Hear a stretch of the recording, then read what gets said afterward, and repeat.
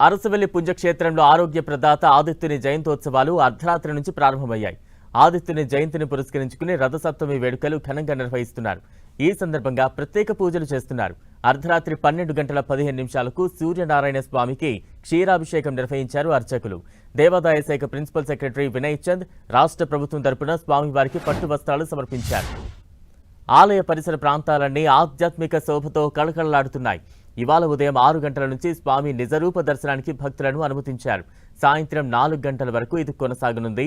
అనంతరం సాయంత్రం 6 గంటల నుంచి రాత్రి 11 గంటల వరకు ప్రత్యేకంగా పూలతో అలంకరించిన స్వామివారు భక్తులకు దర్శనమివ్వనున్నారు. మరోవైపు భారీ సంఖ్యలో తరలివచ్చిన భక్తులు స్వామివారి క్షీరాభిషేకం క్యూ లైన్లలో వేచి ఉన్నారు.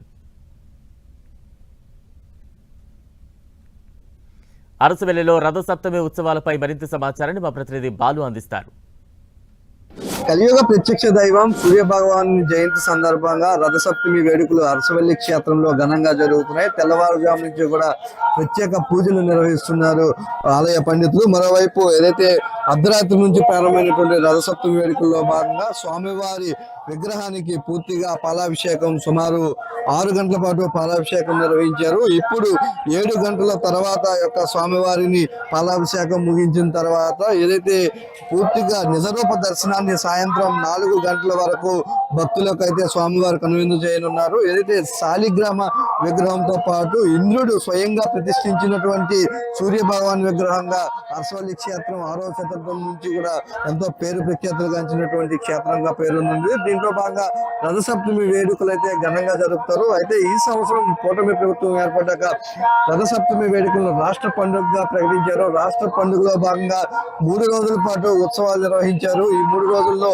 ఆఖరి రోజు ఈ రోజు పెద్ద ఎత్తున రథసప్తమి ఒక పక్క, మరోవైపు బయటను సాంస్కృతిక కార్యక్రమాలు మరోవైపు కూడా నిర్వహిస్తున్న పరిస్థితి అయితే కనిపిస్తా ఉంది. దీనిలో భాగంగా రథసప్తమి ఉత్సవాల్లో భాగంగా పెద్ద ఎత్తున భక్తులు స్వామివారిని దర్శించుకునేందుకైతే ఇక్కడికి పోటెత్తుతున్నారు. సుమారు ఇప్పటికే 1,00,000 మందికి పైగా భక్తులు దర్శించుకున్నారని చెప్పేసి ఆలయ అధికారులు అంచనా వేస్తున్న పరిస్థితి. మరోవైపు రథసప్తమి సందర్భంగా పెద్ద ఎత్తున భక్తులు వచ్చేందుకు వస్తున్నందున అటువైపు తరలి వస్తున్నారు. మనం ఎదురులో చూస్తున్నాం, భారీగా తరలి వస్తుండడంతో సుమారు 5 సెక్టర్లుగా క్యూ లైన్స్ ఏర్పాటు చేశారు. అటు డోనర్స్ తో పాటు ఇటు వివిఐపీస్ తో పాటు ప్రోటోకాల్ దర్శనాలతో పాటు ఉచిత దర్శనాలు, మిగిలిన పెయిడ్ దర్శనాలు కూడా ఏర్పాటు చేశారు. దీనిలో భాగంగా స్వామివారిని అయితే ఈ రోజు నిజరూప దర్శనం అయితే ఉదయం నుంచి కూడా చేయించుకుంటున్న పరిస్థితి అయితే కనిపిస్తూ ఉంది. మరోవైపు పెద్ద ఎత్తున భక్తులందరూ కూడా మనం చూస్తున్నాం.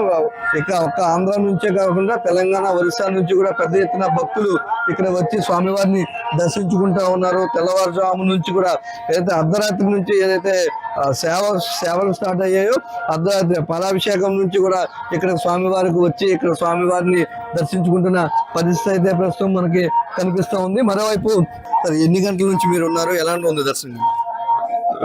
ఇప్పుడైతే 6కి వచ్చామండి. క్యూ లైన్ అయితే త్వరగా అవుతుంది. ఇది 100 రూపీస్ కనుక ఫ్రీ లైన్ కూడా చాలా తొందరగా అవుతున్నాయి. ఈసారి అయితే చాలా చక్కగా ఉన్నాయి అన్ని ఏర్పాట్లు. మేము శ్రీమోహలం నుండి వచ్చాం. చాలా చక్కగా ఉంది. అపీరెన్స్ అంతా బాగానే చాలా జాగ్రత్తగా చేసేస్తారు. బాగానే ఉంది, మెరిట్ మీద బాగానే ఉంది.